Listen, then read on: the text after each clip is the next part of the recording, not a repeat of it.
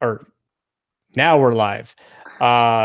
So what I would say is if you're Kevin, if you're following along on the watch page, I didn't mention this, I always forget, mute the video because it's going to come back into your, yeah, you're going to hear an echo. It's going to be super annoying. So everyone, I'm Ken Johnson. We've got Seth Law and our guest Kevin Cody tonight for the Absolute AppSec podcast. We're on episode 6. So Kevin Cody, we've known him for a bit. We've worked with him. Super sharp guy. So he works at Invisium. He's a consultant. And one of the things I've personally known Kevin for, besides we'll get into it, the talks he's given at CodeMash, but if you know anything about, or if you follow Kevin at all, and I'll put his Twitter handle on, or the link to his Twitter account in this chat. He's really big into like mobile app security. I mean, there are a lot of tutorials that, I've seen him kind of pass around or discuss. So around like doing mobile app security. So without further ado, is there anything you wanted to add to that, Kevin?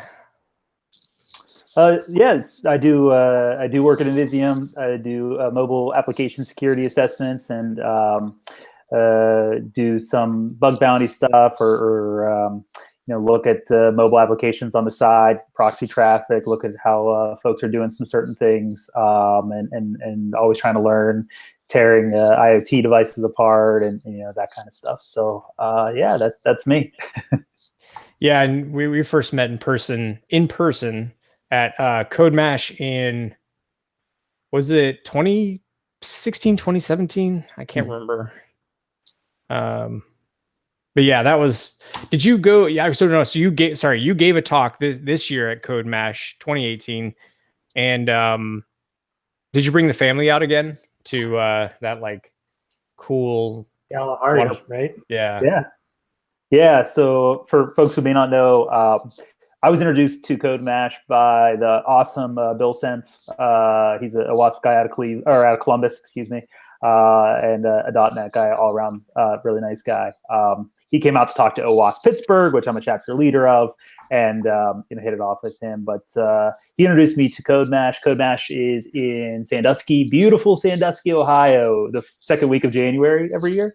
So there's always snow and ice and fun stuff. But it's at the Midwest region's largest indoor water park. So it's a huge convention center and water park and all that fun stuff.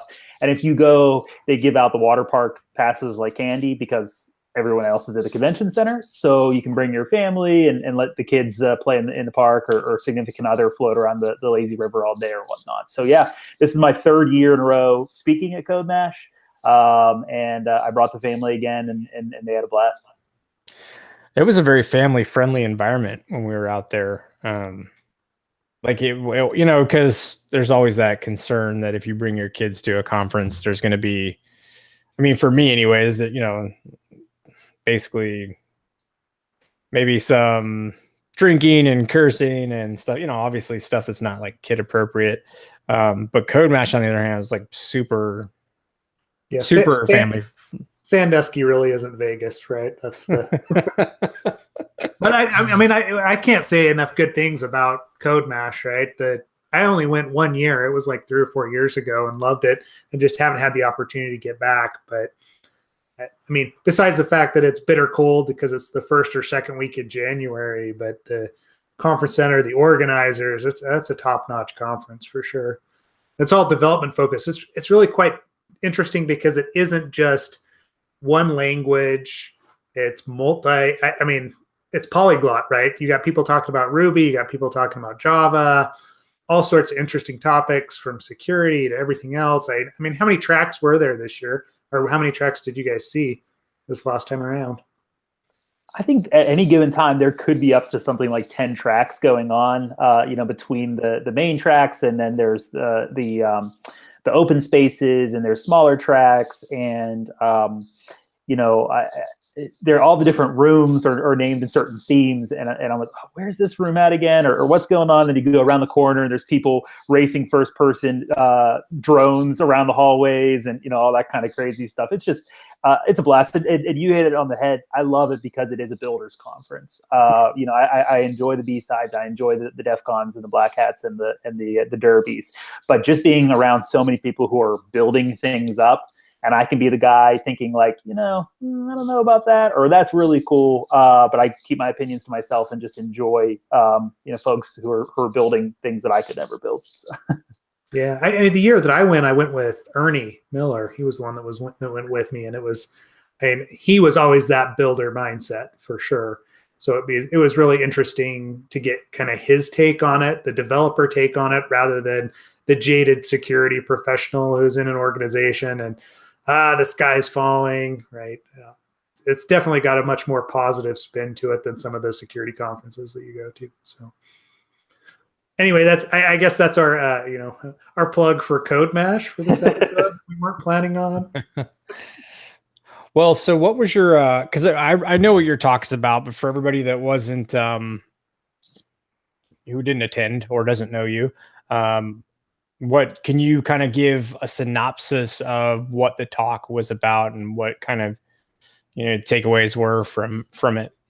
Yeah, absolutely. I'm going to read the name verbatim because I had this thing where I had to jam as many words as possible into a title, even though I take the mean of last year's and try to fit it in there, just so I'm not like the one has the most words, and yet I still have the most words. But so it was called Enhancing Application Security, Understanding and Utilizing Browser Security Features, which is way too many words. But it's a mouthful.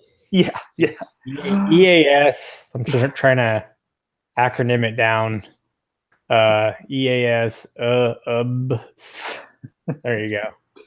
Which is a perfect segue, because that's exactly what my talk was about. It's about all these crazy acronyms and headers that we have on our applications and HTTP specifically, and kind of demystifying those and understanding how our browsers can protect us, right? If we utilize the protections that are built in with different headers, with different browser security features, how can we basically kickstart our security to where we don't have to worry about some of those things. So I know a couple weeks ago when you had Evan on the show, Evan Johnson, you talked about cores pretty heavily. Yeah. That's there's obviously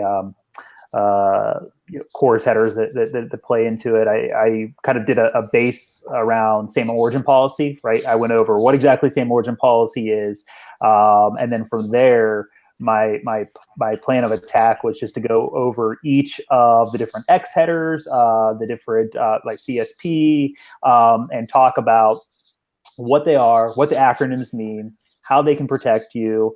And then the bigger portion, or kind of the segue, what I was trying to lead into is to follow that up with a blog post after I got done with the talk, and talk about how you can set those browser security headers outside of the application tier. So your developers can focus on what they focus, and then you just plug these protections in outside of the application. So the goal was kind of two-part: introduce all the security features in the talk, and then follow it up with a blog post, which is still coming, I think, next week. Talking about how to set those with different, load balancers and Lambda functions at edge and things like that. So. Nice. Did you happen to mention when you're talking about HPKP, did you get into kind of like Scott Helm's take on all that? His, I'm giving up on HPKP. It's not only him, right? It's also Chrome, right? They've now deprecated HKPK or whatever it is. Yeah. So. Meaning, so HTTPS public key pending HPKP. I did hit on it. And exactly what you said, Seth. I basically led in with, hey, this thing's deprecated. So everything I'm about to say, take it with a grain of salt. But I also dovetailed that with a kind of light version of that, which I'll get to in a second. But to summarize, basically, like Seth had mentioned, Chrome has come out and say, hey, look, HPKP was a great idea, and people have implemented it. I know I've seen it in headers around the internet, but it's basically with the introduction of certificate transparency and some of the other protections that are being pushed down, it's just not very widely adopted, and people who have adopted it have struggled with rotation of certs and different things that have kind of sinkhole their traffic. And if you sinkhole your users' traffic, it's end of days, right? So I did introduce it. I talked about what it was. Basically, you take a hash of your certificate, you pin to that hash. You can have a backup hash in case you ever have to rotate. So I introduced it, but I basically followed that up with what is known as it's a DNS record, which is known as a certificate authority authorization, which basically is a DNS record that you put in for your domain, and you say, I only allow DigiCert or Komodo or Let's Encrypt to authorize the issuance of certificate authorities for my domain. And if the folks like Google and Firefox catch folks not obeying that in the CAB forum, then they're basically going to put the smack down and start doing the old semantic and kicking them out of the group. So that's kind of what I finalized my recommendation. It's very easy to do. You can pin or not pin, excuse me. You can designate multiple CAs. So you can say, hey, these are 5 CAs that we trust to give us our certificates. Anyone else who happens to get a certificate or tries to get a certificate outside of those 5, don't allow them to. And if they get one, it's all tracked with certificate transparency, hopefully, and Google or Firefox or Mozilla or whoever comes back and puts the ban hammer on them. So. Yeah, I mean, at the same time that we saw that fall off, right? It was the same, Chrome implemented, or they started pushing expect CT a lot harder, right? So, I mean, from your perspective, it sounds like you've gone towards the DNS record route. Why do you think that Google went that other direction with expect CT instead? Yeah. I know I'm kind of putting you on the spot. I just hey, why do you disagree with Google? Yeah, come on. Yeah, so I would have to honestly would have to brush up on exactly how expect TC or CT differs. I understand certificate transparency pretty well. I'd have to look at I know Scott Helm, of course, the authoritative source on headers. He has some good write-ups on it. So I'd have to look exactly how that is enforced and what all that entails. At the end of the day,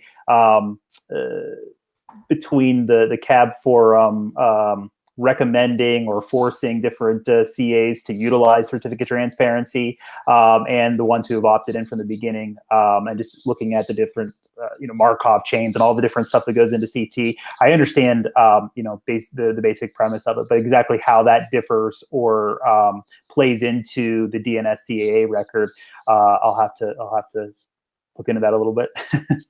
No, that's fine. I mean, I'm the same way. I'm like Googling it right now. I remember reading Scott Helm's stuff. It's pretty interesting, and like how it seems to migrate, right? My big question, especially around securities headers, is how many of these are we going to end up with, right? It just seems like every new kind of niche problem that we run into with security, it's like, oh, well, we'll come up with a new security header and maybe that'll work or maybe it won't. I mean, we see ones that, graduate, or we see like the old like cache control headers that are very well implemented. And then adoption rates are a huge problem too. You look at apps all the time. How often do you actually see all the security headers properly set? Yeah, that's kind of the cool thing about content security policy. You can actually take all of those headers and, for the most part, collapse them all down into CSP. And actually, a funny thing that you mentioned, just the sheer amount of header values and the folks that actually use them all. And we have Census and securityheaders.io who do a good job of grading and telling us how we can beef things up. But someone actually raised their hand at CodeMash and they said, what's the size limit on security headers? Like, how much can our browsers actually store? And I think it's like 4K. Which is a good amount. But someone said, like, hey, what happens when we go past that? And that's a good point. I don't know. We are getting a lot. Sounds like a good fuzzing test that we should be running as it is, right? No, I get it's pretty, it's pretty relevant to me right now. I've been doing some research work with Risk Recon. It's like a third-party automated risk assessment tool that goes out and does like business risk assessments. But they've got all this data from the sites that they scrape and the security headers that are associated with those different sites. And so it's kind of interesting to compare and contrast that with, Scott Helm's, scan of the Alexa top million or whatever, because they're looking at strictly business sites and login forms, registration forms. And, like the adoption rates are very different when it comes to something like a marketing site, right? WordPress or whatever it is, even though it probably shouldn't be. And then, hey, we've got like this uber critical site that all of our customers log into, so we pay attention to that one. But you start to wonder where the crossover actually is with a lot of that, and how much a dedicated attacker could take advantage of, right? Obviously CSP on, the major sites, those guys have probably got it dialed in because they've got a security team. But some little, for lack of a better, example, some little hospital in the Midwest somewhere, hey, there's one security guy and he also handles desktops. Right? It's probably not going to be the same level of implementation there. And I feel like we implement a lot of this stuff, or we write the policies around it, we write the RFCs, and then we don't give people an easy way to actually implement them, right? The fact that we have to go and write a full-on like white paper on CSP to tell people how to use it, and then they go and implement it wrong, or then I look at those headers, and what I see is they're misspelling the name of the header, right? I'm like, all that work is just gone, right? It doesn't matter that you did it because the browser just ignored it all, right? So, how do you approach that with developers or with those less experienced people? I know there's no good answer here, but what's your thoughts on it? Yeah, I have the same thoughts that you do, the same horror stories. For instance, HSTS, which is can have some pretty big implications if you don't know what you're doing or you set it too long. I had an assessment once where I said, hey, HSTS is good, do that. Something happened, and then they messaged me back and said, hey, we did this, and we applied it at the web server, and but then we realized that we're terminating TLS at the load balancer, and we're having some issues there. And then we set the secure cookie directive, and we're having issues there. And especially with HSTS and those types of issues, I really just have to go back to them and kind of recenter and say, listen, these are defense in-depth type things. It's not a silver bullet. It's not a one shot protects all. Although CSP is a combination of a lot of good things. So if there is one that does a lot, it's CSP with a really detailed concatenation of controls. But at the end of the day, I do go back and say, listen, like there's 5 headers that I'm recommending that you implement here. Each one in and of themselves are good protection, but it's all about defense in depth. Just like everything else we do, it's all about defense in depth. And if you can't apply, or you don't know the repercussions of applying this header, and you don't want to regression test it, or you are just kind of blindly, reading my report and implementing something, I'd rather you didn't implement it. And we talk about other ways of protection rather than slap a header on and sinkhole your traffic. Again, if your presence on the internet is a main source of your revenue, and you sinkhole your users' traffic, what happens? And something like HSTS specifically, you actually have to go into like net internals or your Firefox config and clear that cache manually, or wait for those seconds to expire, and that's really dangerous. So, I mean, you talk about that. I just recently, within the last couple of weeks, I was working with a client, and they've got a single page application, JavaScript front end that's talking to all of these different backends, and all of a sudden they get emails saying, "Hey, the marketing links don't work anymore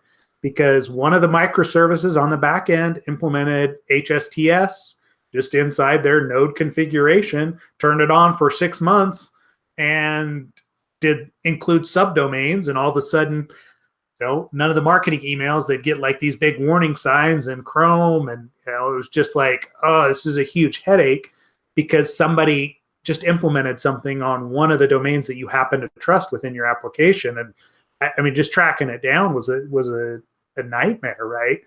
And you can only imagine somebody that didn't have that knowledge, it would just, like you're saying, it would sinkhole all their traffic and probably kill them, right? From a revenue perspective. Yeah, so I think overall they're a cool protection. It's cool that you can add them outside of the app tier. You can tack them on at the load balancer or with the Lambda edge function. That's really cool. But at the end of the day, they're just little defense in depth layers, and looking at them, like that, and understanding the repercussions of implementing them both right and wrong are really important. And so I hate to minimize it. I hate to say, hey, it's a free way of decreasing your threat profile, because it's not really free if you don't understand what the downstream effects are. But they're powerful, and they are, like you mentioned, there's a ton of them, and it's fodder for days. And obviously Scott Helm, who's the expert on it, continuously has more and more and more blogs out on this new header or that new feature. And it keeps us on our toes. So CSP, that's your recommendation then for the top header to actually use. If you have to implement one, that would be it. Yeah, because obviously XSS protection, the content, the MIME type sniffing, the HSTS, even a lot of those things can basically be concatenated into one CSP policy. I don't know the historic, and obviously more than just those things, but I don't know how far back browsers obey CSP and the adoption rate going back. But if you look at any of those headers and go to like Wikipedia and type in whatever header, and you look at that big matrix of supported at this level, and this level, at this level, at this level, none of them are supported across the board. None of them have adoption with every browser. Obviously WebKit, the whatever Edge Trident engine, and Chromium are going to have pretty good support. But at the end of the day, yeah, I think CSP is the way to go. There's a couple good CSP evaluators out there. There's one made by Google. I think it has like an on Google domain. And then there's the observatory, Mozilla Observatory. So you can let them look at your config. They'll parse it out. They'll tell you what it does, what it hits on, where it needs improvement. And I think that's honestly the way to go. Cool. I'll add as a side note that at work with developers, we have an automated way of basically, if you modify, if you override header settings for CSP, like we get a notification, and it's really nice because every time there's like we want to iframe something, or some whatever need there may be for changing those headers, it's like basically gives us an alert that, hey, we should check on this. And sometimes it's what seems simple, like, oh, we're just going to iframe, is actually part of a bigger effort, and it like kind of just gives us this heads up that this is going to happen. So whatever the new functionality, the new feature is going to be. So just from this making it pretty transparent when things like that are changed and making our lives easier, I don't know, maybe that's just a different perspective from the defensive side of things on how I've seen that help. I don't know. No, it makes sense, right? I mean, it does feel like it's more of a catch-all, but right, again, the time investment needed is the one thing that I have a hard time pushing people on when they have other problems, right? I mean, if you got, obviously it's all like a risk calculation. If you've got SQL injection on your homepage or on one of your login pages, that's going to take priority over a security header.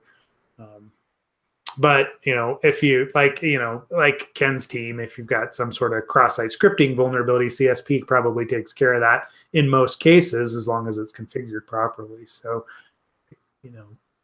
I don't know. Yeah. Again, advantage goes to the well-funded teams and the well-funded, security organizations. But I think that's always going to be the case. I mean, the people that take it seriously are those are the ones that are they're gonna take advantage of those controls, I guess, for lack of a better term. So. Well, yeah, I mean, it's one of those things where you're gonna, yeah, I mean, it's just improving your security posture. Although it's like because it's so easy to introduce something like cross-site scripting, so easy, right? I mean, I've done it before. I'll fully admit on this live chat on YouTube, I've introduced XSS before. It's easy to do. So having CSP as a backup, good. It's a good thing. It's a good thing. It's a good thing. Good thing. TM. I got, yeah. Trademark that. Stampa. Yeah, stamp it. Oh, well, speaking of unintended consequences, Kevin, tell us what happened with your GitHub account. Well, it's perfect use of 2FA, right? Well, it's kind of a conglomerate of, there are several things that I did, probably not the best way of going about things that led to me getting locked out of my personal GitHub account, which I don't have any original content in there. So it's really, I just kind of miss my username if it's lost forever. But I last year at CodeMash, I actually talked about some different authentication, SAML and all the different auth paradigms. And then I talked about U2F. And then so the second quarter of last year, my buddy John Ziola has a meetup group in Pittsburgh called Steel City InfoSec. He had me out and we did a lab on U2F, FIDO U2F. And in the lab, I was originally going to do like a live demo with GitHub and show how like the traffic goes through and all that stuff. And silly me, I instead of building something on my own, I must have messed up my U2F token somehow and ended up having to disable it. So that was like part one. Part two was I get a new phone, a new iPhone, and with Duo, obviously that stuff isn't backed up. Those HOTP, TOTP tokens aren't backed up, but they did just introduce this way of you getting back, like some type of automated fashion of getting back previous tokens. And what ended up happening was they have a link and it's like, hey, click here in the Duo app to get your account back. So I clicked that and then scanned the QR code for my GitHub account, which was actually my work GitHub account. And it replaced the personal GitHub QR code, the time-based authenticator. So that was problem two. And somewhere along the lines, my LastPass didn't sync up with all my recovery codes. So 3 strikes you're out, and I can't get into my GitHub account anymore. Well, someone who works at GitHub, but I think we need someone who works at Duo as well. Let them know what happens when you try to use that auto recover feature, how it can go wrong. Yeah. It's all, I mean, so another podcast that I listen to, the guy always says, like, listen, every time I get one of those QR codes, I just print it off because my threat model doesn't include someone coming into my house, going into my filing cabinet and getting all my QR codes out of it. And if it does, I'm really not worried about it. I'm more worried about people unauthenticated coming in from the outside internet who might get my password in a password dump. So I've started doing that. I've started printing off so funny thing is I have a bunch of QR codes that are for all the other accounts, but my personal GitHub account. But if you break into my house, you can have my QR codes. Sweet. Okay, so the challenge is on. Break out your lockpicks. If you break into my house, you'll get a bullet. Yeah. There's other protections in place that you have to deal with. That's in my threat model. Well, there's other TOTP, HOTP services. I think Authy. I don't know if anyone you guys use Authy or other people use Authy, where I think it actually backs that material up. I'm not a big fan of that. I like having it all offline, local, whatever.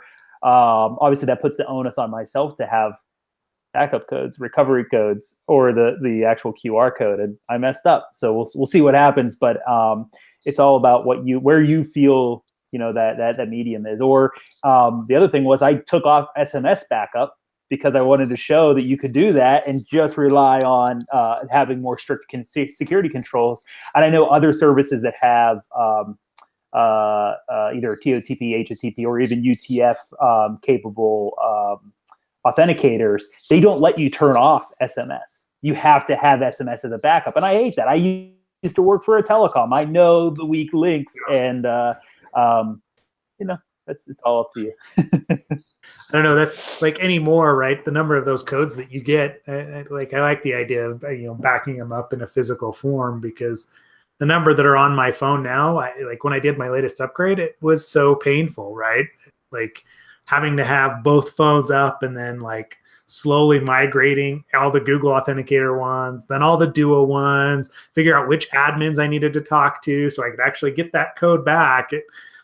It's not an easy thing, right? And yet at the same time, it's like, okay, I understand the security level and I'm a security guy, but I can't imagine trying to talk like my wife into doing something like that. She'd just be like, okay, this totally isn't worth it, right? At the very least, I can get her to use random passwords coming out of 1Password or LastPass, if I try to tell her that she can't log into whichever site that she's getting in, it just isn't going to end well, right? There's actually on this whole note, have either of you? I've heard murmurs of around WebAuthn. I've not looked into the spec in any super detailed manner, but I'm curious if either of you have looked at WebAuthn, the spec. I'm gonna put the link into. I hope it's actually working, because I remember last week when I was. Yep, now it's messing up the links. Or if we're not found. Ugh, drive me nuts. I'll do what I did last week to fix it. But anyways, so there's like this WebAuthn spec. I thought for. Sorry, I'm. So what is it, right? Like, give a little background there. Why did that come up in your head?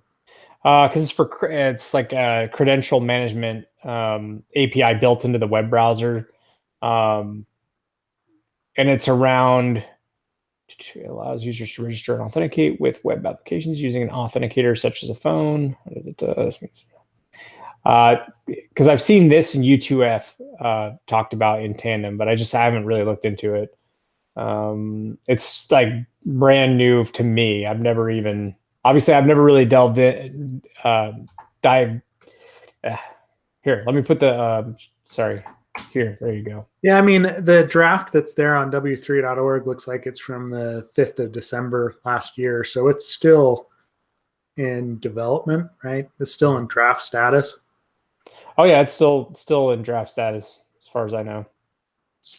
I heard a different podcast they were discussing it, and from what I understood and what I could ascertain through audio only, it has good roots. It has adoption by the big players, right? Your Microsoft, your Googles, your big players of the world, and it has a promising future. That's honestly the only bit that I know about it, but. I don't know. That's interesting. I mean, if you've got people like Duo that are excited about it, that it's. Like, I mean, you got to respect Duo's research arm and all that they actually do. So I'll have to read up on it, because it looks pretty interesting as far as how it's actually used, right? I don't have a lot of good background on it yet, so. Shout out. Brian's on. Hey, Right. Yeah. And I don't think I'm Yeah. figure it all out. And yeah. But well, okay. So this is a follow-up topic. I just was curious if either, because I've been meaning to look into the spec a little bit more anyway. So we'll mark that down as a follow-up item. Same. Maybe I can update my one blog post on my new blog platform to include WebAuthn. Yeah. Well, okay. So yeah, let's talk about your blog. Let's talk about Face ID. Right. Yeah, that was an interesting one. So I threw a blog post together on my new WordPress blog right after kind of the announcement, or right around not WWDC, the fall announcement of the whole Face ID thing. And I just threw some thoughts together as far as like, it's gonna get owned. There's going to be someone who figures out the bare minimum. It was before the iPhone X was released. Anyone knew how any of it worked before Apple's white paper came out. And I was like, just look back at everything that's happened previously and look at the track record. And you know that although they showed the guy with all the really cool masks and all the work that Apple did, which I think they did do a lot of good work, it's just a matter of time. Someone's going to figure this out. And sure enough, come November when the iPhone X launched, kids are unlocking their parents' phones because they look like their parents, or someone figured out it was just like eyes, nose, and one other characteristic that needed to be cloned in a 3D fashion for it to work. And yeah, I mean, I don't think it surprised anyone. I actually am not a fan of Face ID just because it doesn't work nearly as well as Touch ID for me. And I know the resolution of Face ID is supposed to be 1,000,000 to 1 versus 50,000 to 1 for Touch ID. So the actual security around that is supposed to be stronger just because the resolution has more input points. So that feeds into the ratio of success versus unsuccess. But if I'm in bed and I have a white pillow behind my head, I actually have to like sit up and go like this and look with my eyes wide open for it to know that I'm here and I am me. And of course, I'm a security guy, so I have like a 15-character phone password that I'm plugging in when I can barely, see in the middle of the night to check my kid's Nest Cam, So anyway, that's a different tangent. No, I mean, that was the exact point that I was going to make, is the usability of Face ID. I mean, it's gone down from what Touch ID was, right? Like you said, laying in bed, half your face is showing. I'm like, okay, I get the point that, it's like you're not recognizing me because you can only see like one half my face or whatever, right? But then, I also start to wonder because, I've got like a hat on and I just happen to glance down at my phone and all of a sudden it unlocks, right? I'm like, okay, there's definitely a learning curve that's going on with Face ID, and how much tolerance there is in the algorithm for changes and sunglasses and other things. I mean, if you're in direct sunlight, it can screw stuff up. It's like the reliability there from a strict user perspective. I can see people being frustrated. That was one of them where I was like, all right, I'll take Face ID and use it on my driver or my daily device. But like the kids and the rest of the family, I was like, I'm going to wait to actually see, because you wonder if it's going to hang around, whether or not Apple's going to stick with it in the next version, or if they're going to update it some way that makes, the iPhone X just, like deprecated, I guess is the term I'm looking for. Yeah, Ken, are you using a Face ID at all? No, I don't have iPhone X. Or wait, iPhone 10. What did I say? iPhone X? Whatever. I don't know what the proper Apple term there is. Yeah, well, I say so because I know when I say iPhone X, my wife looks at me like I'm a complete asshole and then lets me know that I'm, saying it wrong. So I think it's iPhone 10. Anyways, I don't have one, so I really can't speak to it. But like, I guess it's kind of that whole thing of what Kevin was talking about earlier with, the person whose threat model didn't include that. Like, I guess it I don't know. I don't, although I'll say with me, I always get told, oh, I saw somebody that looked like you and I've gotten pictures, and actually there was a picture of David Shaw, um, who somebody sent me a picture. I think it was like Jason Haddock sent me a picture of David Shaw. He's like, dude, I thought this was you. I'm sitting at this table and I thought this was you. I swear to God, my mom saw it and she didn't even know the difference between the two of us. Anyways, all I have to say, like, I don't know a lot of people that look like you, Seth. Turns out a lot of people, I get it all the time. Like, oh, somebody looks like, so I don't know. But more likely for some people, less likely, but it really, like, are you worried about it? I guess that's what it all comes down to. If you're a CEO of a big company or something like that, yeah, obviously that changes that whole threat model around. Like, yeah, I mean, if people are creating masks that look like you, right, that's yeah. not a very safe security mechanism to be using, right? Yeah. Yeah, exactly. So people are which, is there a site yet for creating masks to bypass? Let me see here. iPhone? I don't know. I mean, I saw some of the articles, the original ones on, testing it out, and it was pretty difficult initially to get a printed mask that looked and worked. But I like anything, they'll get better at it. You know that they will, right? Oh. For sure. Oh, sweet. Jerry's going to wear a mask of me. Good. Well, just send pictures so I know what I'm doing in Vegas, Jerry. That's all that matters. Oh, yeah. So I did want to point out, because I saw a comment from Neil. Brakeman Pro. I actually forgot I was wearing this, but yeah, shout out for Brakeman Pro. I don't know. I'm gonna do like some kind of sponsor thing for that. They're gonna send me something for free, right? Right, Neil? Or Brakeman Pro shirts? I don't know. Anyways, I'm just rambling. Ignore me. I like Justin's comment today on Twitter about how the brakeman traffic always goes up during the Olympics because people are looking for bobsled brakemen, and so the analytics go through the roof. Oh, I didn't see that. I gotta look. I think I did get in a pop-up though that said something about a brakeman tweet being popular. That probably was what it was.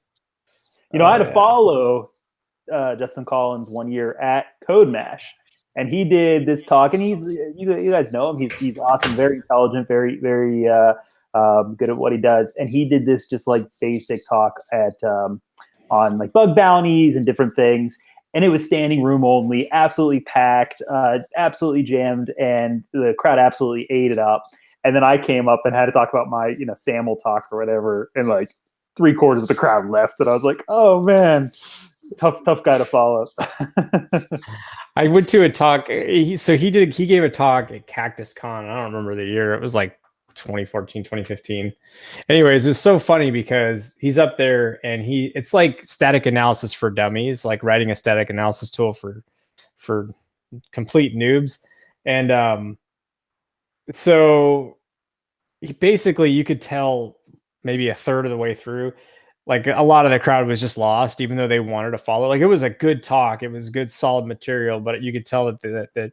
And so I don't know. It just I was kind of laughing because towards the end of the talk, he was like, "It's so easy. It's so easy. Like, static analysis is so easy." And I don't know. That's just Justin. He's a really smart guy, and it's just kind of always funny. Like, he always says stuff like it's really easy, and yes, it is to him for sure. Yes. Very simple. To him. Very simple. To him. And then we have to go to Google, right? Yeah. Cool. That covers Face ID. I don't think there's much else there that like we really wanted to talk about. Was there anything else from you, Kevin, or you, Ken? No, just looking for where to buy my Seth Law mask on eBay right now. Well, apparently Jerry knows where it's at, so you can hit him up. Okay. He did bring up the XKCD comic, right? Geeks always think that it's going to take some sort of huge problem, and people or huge computing tasks. So people are just going to give up. Whereas most of the time they're just going to grab a hammer and start beating you up until you actually give them your password. So I guess if they need your face, if they've got you in custody, that's pretty easy. So. I just read a really chilling, news article about a murder, and I don't know all the details, but the person, to cover it up, used, it wasn't a murder, maybe the person overdosed or something, and the person used the person who died's fingerprint to unlock their device to send out text messages to buy themselves time to try to cover it up or distance themselves or whatever. So I mean, it's happening out there, whether it's your fingerprint or someone. I think it might be a little harder to hold open someone's eyelids, so maybe Apple has that with the whole Face ID thing for the whole attention. But it is real. I mean, it is somewhat of a real world thing as far as people are being coerced or otherwise to open up their devices without them knowing. Yeah. I mean, anytime you deal with biometric authentication, right, that's what you're going to get. I mean, I remember one of my first mobile assessments that somebody tried to implement biometric authentication, face, picture, right? Picture authentication. They're like, oh, but we have live analysis and, we see whether or not someone blinks or not. I was like, all right, and created a nice little looping GIF that just two faces from Facebook, one open, one closed. Totally worked, right? It's just it's very hard to actually implement, and people put that stuff out on social media. So, yeah, right. And should it really be a factor? Yeah, it's something that you have or someone that you are, but we don't protect that with the same level of scrutiny or security as we do our passwords or some of the other things. Right? And that was the last thing that I hit on in that blog was I would really Apple has the ability, and so does Google, have the ability to allow bio plus, right? So bio plus a PIN, bio plus a password. I would really, if they could just toggle that on, the framework's already there. You already have the ability to set a simple or complex password or a PIN number or biometric. If you could have multiple, I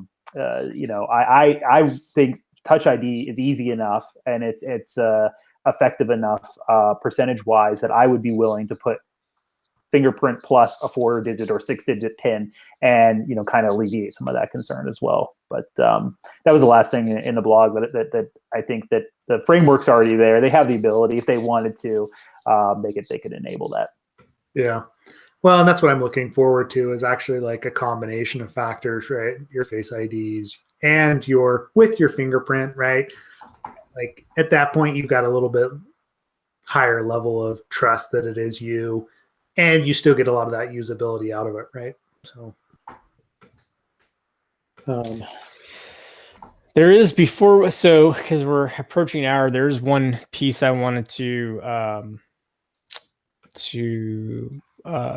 get into real quick, which was the web cache deception vulnerability. Do you want to explain to folks kind of the high level on that, Kevin? And while you're doing that, I'm going to post in the Burp Suite extension to help analyze apps for this to find these vulns. Yeah, absolutely. So this is something that just came across my Twitter timeline. I can't take credit for it. It was found and publicized last year by a pen tester out of EY, I think. And he talked about it at Black Hat. But everyone I've talked to, no one, my Slack feeds and at work, no one recognized it. And I thought it would be a good topic to throw out there because it fits right into the three of our wheelhouse. But basically, what this researcher identified was the fact that if you have, dynamic content pages or sensitive pages in applications that don't properly strip off additional content on the end. So, for example, if you had kevcody.com or whatever /account.php or some type of extension, and then the user puts on /info.txt or cascading style sheet CSC, whatever it is, there are some content delivery networks, some proxies, some configurations in your web server that will see that and override your cache control headers and cache that. But it caches it at the content delivery network level, or it caches at the web server level. And what happens is if that person can get you to click on a link, and it's not some crazy obscure off-domain link, it's just a regular link / some static content. The caching entity, whether that be a CDN or whether that be your web server, will actually cache sensitive information. So what this researcher did, and it's available in the link that Ken posted, they went to PayPal, they went to /account, they added /malicious.css, some random CSS file. It was cached at, I think, either Akamai or what's the other, Cloudflare. I think it was cached at Cloudflare's level. And then they went to a completely separate browser, IP, separate everything, and went to that same link / account / malicious.css. And sure enough, their content, which was very, very sensitive information in there, was cached completely unauthenticated at that caching layer. And it's very simple, very easy configuration mistake to make. And if you can get someone to click on something, it was caching sensitive content. So it's really, really interesting. I don't even want to call it an attack unless you identify it and you get someone to click on a link. I guess that would be an attack, but it's just a really weird kind of edge case configuration scenario. And it was really cool. Cool. So looking at that article, right, where he's introducing it, it's obviously kind of a cool little edge case with caching, right? But the mitigation factors, right, he's still bringing up the point that so configure the cache mechanism to cache files only if their HTTP caching headers allow it. So my understanding, but it's like only the content type, so it basically ignores it because it is CSS or JS as opposed to a PHP file. Is that kind of where it's happening, the attack? Yeah, so my understanding is basically the web server or the content delivery network is getting confused on that extra file that's tacked on the end, or non-existent file, and it's kind of like there's another attack that was similar to this, and of course I'm drawing a blank on the spot here, but kind of like a whitelist, blacklist scenario. SAML attacks where you have the wrapper attacks, right? Where depending on the parser of the XML, it would look at the first the first wrapper or the last wrapper. This is kind of the same idea, right? Depending on how the content caching mechanism happens at the content delivery network or at the web server level, it should be looking at that first file type, but it's actually looking at the last file type, and it's caching it because it is a static extension.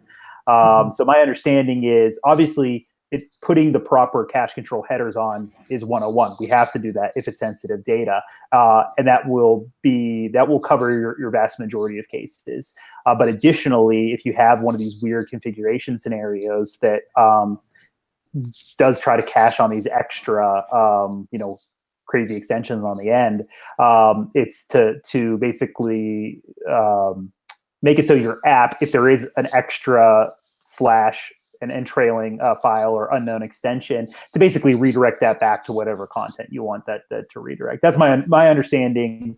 Other than the configuration specific for IIS, specific for Akamai, his overall recommendation is just to redirect anything trailing that file, redirect it back to a safe file. Don't allow basically double extension or double content. Yeah. And that makes sense. I mean, some of the newer web frameworks, right? You think about your Node and your other ones where you have to specify exactly what you want to get, right? I don't see it as being quite as effective as some of the older, right? Apache configurations and things like that, where you can actually append it and it just ignores everything after it hits the file that it finds, right? So it's a pretty clever little way to get information. You still got to deliver the attack somehow, but I'm sure you could throw something up on a page and just the more people that visit it, you just monitor that cache, and whenever it changes, you pull down the information and call it good. Be interesting to do a comparison of the different CDNs at that point, right? Your Edgecast, your Cloudflare, and actually see how they respond to that. And I wonder if Omer, I guess is his name, if he's actually gone further with that, right? Because it could be, I mean, it would be really interesting to see. I do know specifically Akamai came out with a blog post specifically to say like, hey, this is a good attack. This is understandable, and this is the protections that we have for you to be able to put that in place. And he called out another one specifically in that blog, which you can all read, that said like, this is why it's common under this one, because they had this feature and they were it's like a cache override feature that basically said ignore the cache headers if you want cache refresh to happen at X amount of hours. Enable this feature and it'll allow you to basically override those headers. And it's mentioned there in the blog, but it's definitely interesting. And I think each depending on who your CDN is or what web server you have, there's definitely a lot of different scenarios that take place. Yeah, it'd be a fun one to. I can't wait. Arsenal, right? I mean, because that's something we should look at, right? If we're looking at an app, definitely the cache control headers become a bigger deal if that's the case. I can't wait till I find it in the wild. I'm like going back, like, did I just miss this? Have I just never found the scenario where I'm just counting the day? And then that brings up the burp extension, right? That you could basically automate that or put that into your scan or right click and do the test so that you can easily try to detect that, because it's very easy to do. You just append a file type on the end and see if it is available without authorization headers or credentials or whatnot. What was Jerry mentioning with hands-on hacking? I'm trying to. We were asking. He was asking if you could use it as a denial of service attack against a CDN or a caching system, right? Because you probably could if you were to download some like 10 gig file, and right there may be ways to actually do that. So, or is he, and I don't have the chat up, but is he meant like just create like an ephemeral extension on the end where you just keep adding more and more and more and more extensions on the end and just keep going out, and I don't know, that's cached at the CDN though, so that would be a lot of data that you would have to put out there for that. To actually do it. I mean, I think it'd be more interesting on some of the cache proxies inside of an organization you may be able to take advantage of, but usually they have some sort of limit and then they'll drop. Yeah. But again, it's another thing that you could actually test out and play with. So, Brian's saying there's a notable lag time for the stream. I don't know if he's talking the audio or the video. Yeah, I don't know. And also, I do have a wall clock, not in here, but I do have a wall clock. So, and an expensive Timex for like $20. This cost me at Kohl's. So, he's just asking if there is. It's not really. I mean, we're pretty close to live because I'm reading these questions just as we're talking, Brian. So it shouldn't be too bad. We did start. There is like a 15-second delay though, or something like that, where it's not completely synced up for us. So what we see and what you see is like maybe 15 seconds difference or 10, something like that. It's minimal. I'm looking around trying to figure out, do I have a clock in my background? What's going on?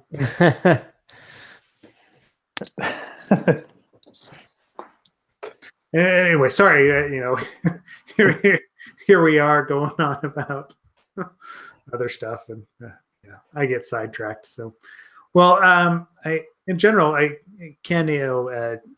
David Corsi last week recommended that we ask just kind of a series of questions. Ken, do you still have that list? Yeah, I do actually. One of the things that we didn't get into. Wait, where did my? Well, the only thing I think we did not get into was like what you want to, what what you like to do in your off time, or outside of, like, I will say that I've seen a lot of my friends and friends of yours as well getting into 3D printing. I don't know if you're getting into that, and hopefully that's what you're asking, Seth, because I do have this little questionnaire if that's what you're asking. Yeah. Yep. Yeah. Okay. Yeah, that was the only other thing we really didn't. I mean, besides, like, what do you do? What do you do for fun? And, like, how did you get into the field? I think are the other two things that I have not yet asked, or we have not yet asked. Yeah. So for fun, I really do kind of live and breathe this stuff, probably a little bit to my own detriment. When I'm not online, I'm tearing apps apart, or IoT stuff apart, or soldering something together, back at my workstation there, or something that to that degree. And I also like to fish. I like to do a little bit of lock sport. I'm not the best, but I inherited a bunch of tools from my wife's grandfather, who owned a hardware shop in the South Hills of Pittsburgh, and got like all the stuff to re-key locks and pin and some lock picks and stuff like that. So that was before I realized that was kind of a hobby in our profession. And then I started looking into it and realized, like, hey, there's a bunch of people who do this. And I drink a lot of coffee, and repinning locks is a tedious, and you need a steady hand. And I realized I can pick locks a lot better than I can repin locks. So I kind of went down that way. So, but anyway, yeah, I do a little bit of lock sport. I do some fishing. I have two little ones, so they keep me. One's 18 months and one's turning 4, so they keep me pretty busy, outside of there. But that's pretty much my day. Cool. I mean, the other thing that I was going to ask that it seems to come up again and again as we talk to people, what is your recommendation for somebody starting out in the industry? How would you recommend, or what resources would you point them at to get into application security? Yeah. So to answer two things at once here. So a little bit about my background. I actually came from telecom. I was like your lowly support guy when you called into Verizon, and I did BlackBerry troubleshooting back in BlackBerry's big heyday, and old Windows 5 OS. Without the touch screen troubleshooting, and if anyone's used Good Mobile Messenger. I knew Good Mobile Messenger before they were like an MDM company, back when it was just government and trying to help people. So anyway, I started off in telecom. I went to school and got my associate's degree in networking or something like that, programming, a little bit of everything. And my buddy actually pinged me and said, hey, I work for this big bank, and we're trying to build this vulnerability database, and I know you know a little bit of SQL. Can you come do that for us? And B, we need to test these mobile apps, and you have a mobile background. You know mobile inside and out. This is back in the early days of Android apps, and back when Apple was iPhone 3, 3GS, that kind of stuff. So they had just introduced their app. So everyone wanted an app, everyone needed an app, and they wanted folks to test it. So I came on board for the bank, built a vulnerability database, and started testing mobile, and got obviously into web, because half of mobile really is web, and kind of went from there. But that's my own story. To answer your question, Seth, specifically, I think we work in an industry that, although you do need some type of niche to get in, you need a contact, you need someone to or some way to, I think, get yourself recognized, or at least get a chance of getting your application picked up. I do think that we work for an industry that has just the most amazing wealth of freely available content out there. I look at bug bounty reports. I look at Iron Geek's website. I look at all the B-sides that are free or next to free to go to.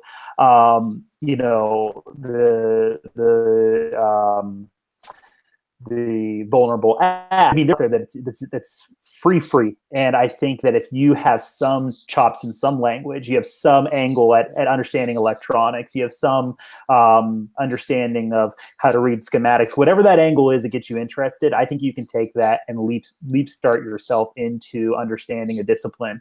And then from there, like I said, it's just trying to get some angle to get picked up by someone to give you a chance. And honestly, in today's market, if you know or have an interest in security, you probably already have that angle to go to. You just need to figure out how to market yourself. Yeah, you just got to figure out that person at that one company that's willing to give you the shot. You're right. You know, exactly. And I mean, along those lines, I see that. Right. I see that the industry has expanded quite a bit from what it was, especially as I was getting into it. Right. It was very, very network security oriented. And, you know, hey, you're going to do some sort of a penetration test. It always involved Nmap. Right. That was the beginning point of it. Even though I was coming from a more development-esque background, they still wanted me to do vulnerability scans, right? That was a portion of it. So, but you're absolutely right. You know, nowadays you could concentrate on, forensics if that's what you dig, or something else, and still get into the space pretty easily. Cool. Ken, any other questions? No other questions. Kevin, at some point I do want you to come back on and maybe do a deeper dive into mobile. We didn't really talk much. We mentioned Face ID, but I think it'd be interesting to dig into Android versus iOS and some of the tools and things like that you use there. I think would be interested in that. So at some point in the future, if you're up for it, I'd definitely like to have you back and talk through some of that jailbreaking versus rooting and all that kind of stuff that's going on, because it is pretty relevant, at least to what I do. And I know Ken deals with it somewhat, right? Well, I mean, Kevin has so much knowledge when it comes to the mobile AppSec side. So they're we definitely need to do a follow-up where we extract that information out of Kevin. So yeah, I'm in agreement. One other thing, Kevin, just bend over. Yeah. Well, and that's kind of like the other point is trying to. I mean, one of the reasons we're doing this podcast is to sort of educate, keep relevant for our friends, but also for everyone to stay relevant, stay up to date with the latest things that are going on. But another piece is to help out with hopefully bring in to the fold folks who want to learn AppSec, want to learn mobile security, make it a little bit more hopefully approachable. So I guess I'm rambling, but not really, because the point is, you asked Kevin, you asked Kevin that question specifically because we want junior folks or folks who want to get into the industry. We want them to have kind of a pathway through. So along those same lines, whether they're new, whether it's, a segment about how can we bring some diversity and inclusion into the field, I definitely think that should be on the roadmap as well. So that was a long way of saying, I think we should do a follow-up with Kevin for mobile security. And I think we should also do one that tries to, do something to sort of embrace newcomers to the field and also promote some diversity in the field, because, yeah,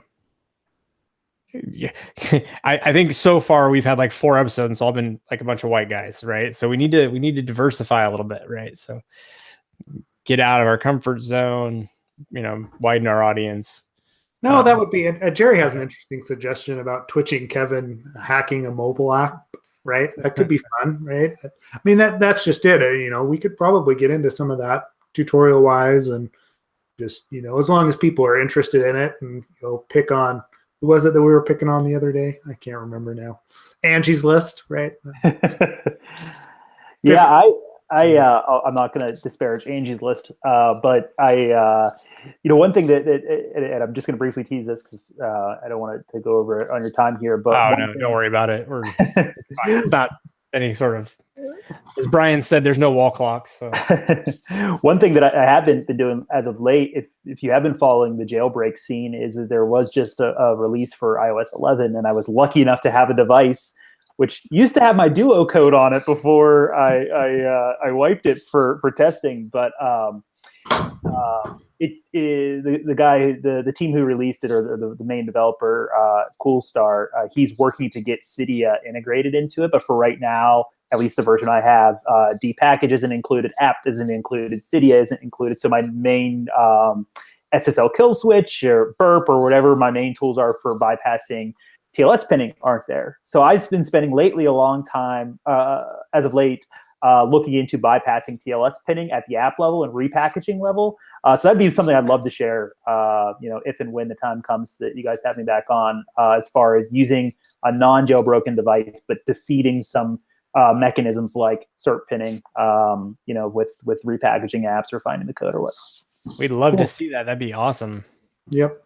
Well, good. Well, yeah, we'll plan on it, and then we can go from there. But we're sorry. Go ahead, Kevin. Oh no! Before we left, I did want to mention.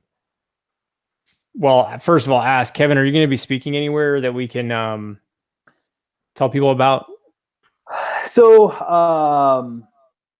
I have a couple B-sides that I'm formulating talks to go to this year. B-sides Pittsburgh, just to plug the Steel City, as I always do, is one that I always love to go to, whether I speak there or run the Lockpick Village or just help as a volunteer. I'll be there regardless. I had to bail on Cleveland last year, although I was accepted because of vacation overlaps. So I'd love to go to Cleveland this year, but they haven't approved any call for paper yet. And then at the end of last year, I went to Dallas Fort Worth B-sides and spoke there. So I do want to go again to somewhere outside of my region. I know Orlando is just about to be in March, or some other B-sides somewhere. But outside of just like B-sides, I don't have any specific conferences earmarked or I'm not accepted. Anything outside of just local conferences right now. Sweet. Well, even that looks good. I mean, it's at a casino, so that should be at least fairly like a decent venue. I know casinos usually do it up pretty well. What's that, besides Pittsburgh? Yeah. Yeah, the last like 3 venues they've outgrown. So hopefully they're like, okay, we're going to go out of the park this year and just go to the casino. And if they can't support us, we don't know where to go in town. So, but it's all good. I know Jerry had also mentioned Jerry Gamblin. He was on the podcast 2 episodes ago. He had mentioned that there's an AWS Security Week in San Fran. I'm going to post the link to this. Hopefully the link actually makes it through. And then, of course, Hack West coming up.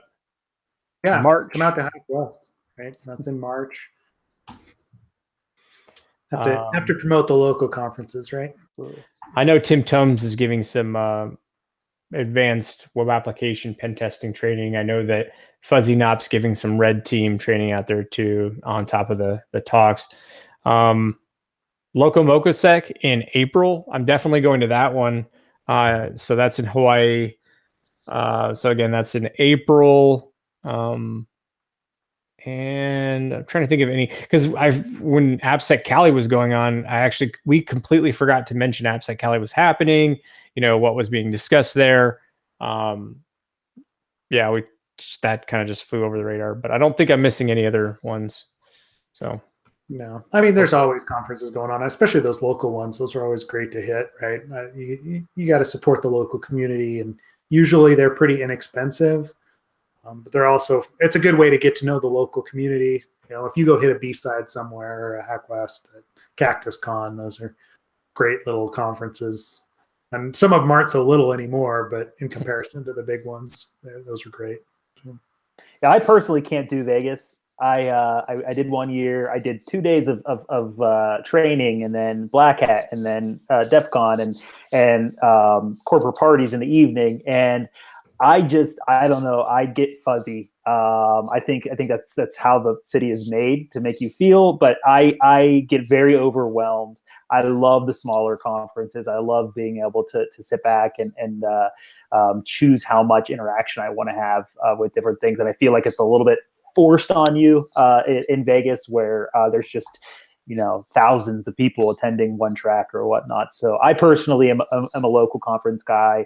Of course, it'd be awesome to speak at one of the bigger ones someday. Maybe Derby or something like that would be more my speed. But yeah, we'll see. But I agree with you, Seth. I think the local scene is awesome, and I try to plug it whenever I possibly can. Cool. All right. Well, yeah. Thanks for coming on, Kevin. Appreciate it. We'll get with you and schedule a follow up here, and hopefully not too long, because all that's incredibly relevant for us and I think the guys that are following and listening. So yeah, we're getting together. Always, those of you that are listening, if you've got questions or you've got suggestions for guests or topics, feel free to hit us up or DM us on Twitter. We'd love to have more feedback and help us direct where this goes. All right, Kevin, don't hop off yet. We're gonna stop the broadcast, but but don't jump off. Yep. So thanks everybody. Thank you. Bye. See ya.